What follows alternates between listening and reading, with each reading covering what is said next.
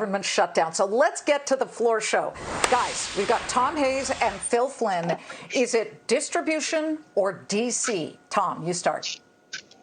Well, Liz, there will be no Grinch this year, and Santa Claus is coming to town. This stimulus package is a very positive thing for the markets.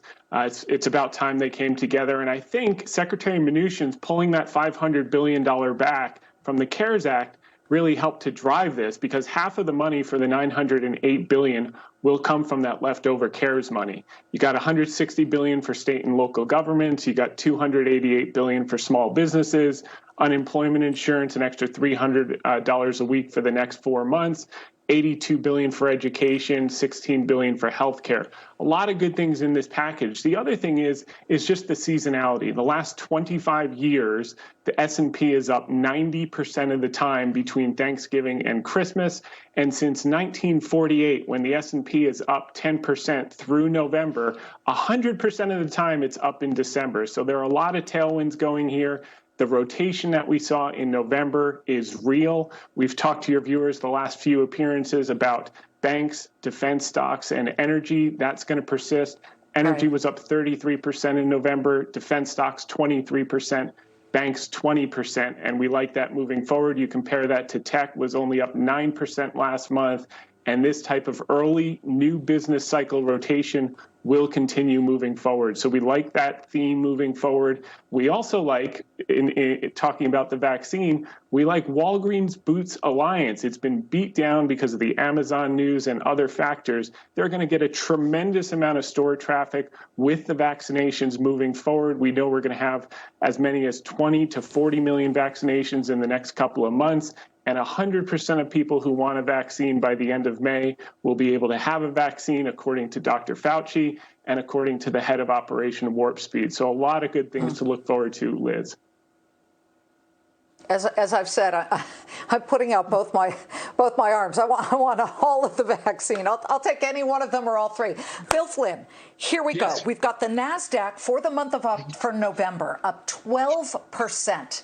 Dow up 12%, and of course the S&P up 11%. So December, what will matter the most? Is it that distribution, or is it all the machinations of what's going on in Washington, D.C.? Yeah, I think at the end of the day, it's going to be the distribution, because the market's known for some time stimulus was going to come after the elections. So I think that's been priced in a little bit. Obviously, today's comments, from Janet Yellen, the Treasury Secretary today, kind of leads into that. But I think it's going to be the distribution of the vaccine. Look at FedEx today, record high. They're flying today. You had a great interview with the CEO, Stan Bergman of Henry Schein last week.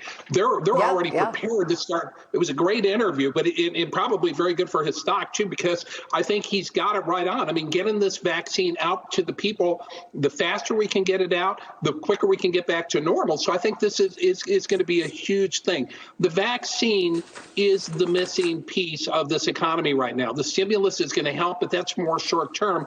If we're going to live up to the valuations that we've seen in the stock market, it's going to have to come with this vaccine getting widely distributed and the economy getting back to normal. The market's betting on it, and so these transportation names are really going to have to carry the ball. Yeah, when we're looking at that right now, little bit of selling action with about 52 minutes left to trade.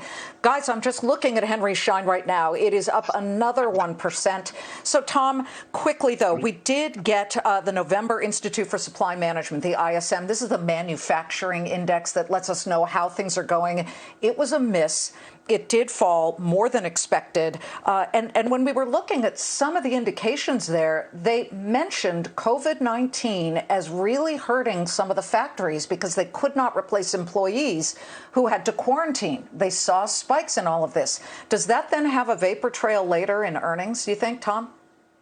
Yeah, in the short term, Liz, it will have some short-term impact in Q4 and possibly Q1. But the market is looking through this. Keep in mind, we've had $20 trillion between $12 trillion of global fiscal stimulus, $7.5 trillion of central bank liquidity. There's usually a 6 to 9 month lag before that's felt in the real economy. That was all put out in spring and early summer. So we're just having the benefits that should offset some of these regional shutdowns and slowdowns due to COVID until we get this vaccine momentum going over the next few months.